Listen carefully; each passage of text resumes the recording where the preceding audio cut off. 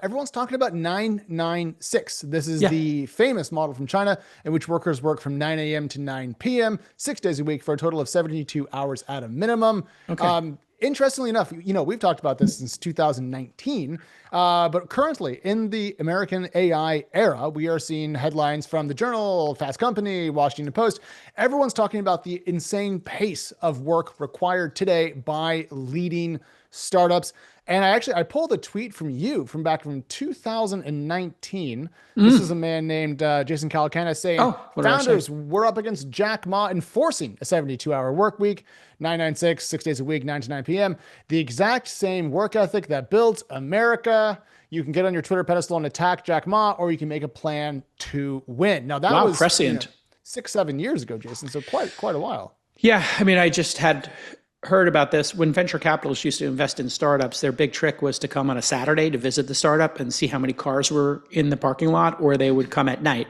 Then we got into this life work balance nonsense, unions, people, wanting to see their families, all this craziness. When you get in a dogfight on a business level and you've got to ship product, like there's a huge prize here. We talked about the TAM of this market is going to be huge. Yes. Then people can opt into, we're going to work 72 hours a week. We're going to work 6 days a week, which, by the way, the entire world did for thousands of years. It worked 6 days a week. It was only Ford and the Model T and the concept of getting Americans the ability to take a weekend road trip that created the 5-day work week, the 40-hour work week, in order to sell more cars. You can look all that stuff up. So it's not super controversial to bring this back. And if you're being compensated wildly, hundreds of thousands of dollars a year, Yes. stock options that could be worth millions to tens of millions of dollars, it's not unreasonable for this to happen. And it's, in fact, not illegal if you're a salaried employee and making beyond the minimum wage and what minimum wage plus overtime would pay. My understanding is this is legal in the United States. People can make that decision and trade off. So The you're going to see legality this. point's very interesting though, Jason, because basically go back in time, 2019, Michael Moritz, formerly of Sequoia, now kind of a venture emeritus for the world, wrote an article for the Financial Times discussing how much Chinese tech companies were working and also how frugal they were. And it was a bit of a shake the cage moment for American startups at that Yes, I time. remember that. That was the Financial Times, right? Yeah. But then some things happened. So over in China, I'm going to ruin this, everybody. I'm sorry, but Pin Duoduo had an employee die on her way home from work. Another one jumped off a bridge, and another set themselves on fire. And that led to a conversation inside of China in which there was a mini revolt amongst tech workers, kind of complaining about the insane pace of work that was required of them.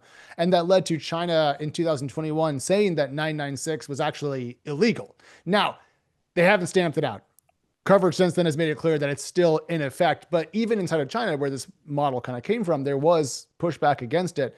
I just wonder if people are doing good work, or how much of this is performative versus actually being effective. Jason, can you tell me more about Yeah, I that? mean, there are moments in time where you can burn out and it works against you. But putting in a 10-hour day, 12-hour day, you can still be productive.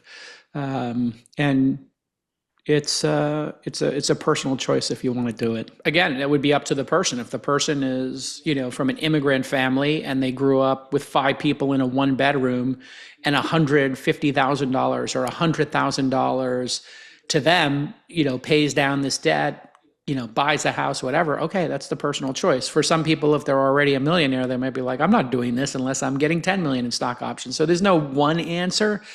There is just the reality that you're in a competitive space. Yeah. If you're in the NBA, LeBron James is, or Steph Curry, or Michael Jordan is prime, or Kobe Bryant, certainly, we're definitely doing more than 72 hours of basketball per week.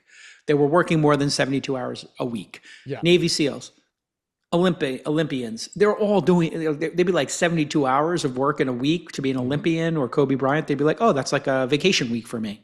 So it is what it is, folks. You don't need to be precious about it. It's not causing people to die.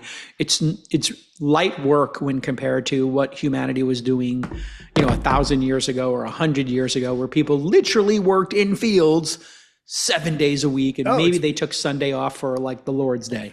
There are some amazing AI tools out there that will absolutely make your workers faster and more productive.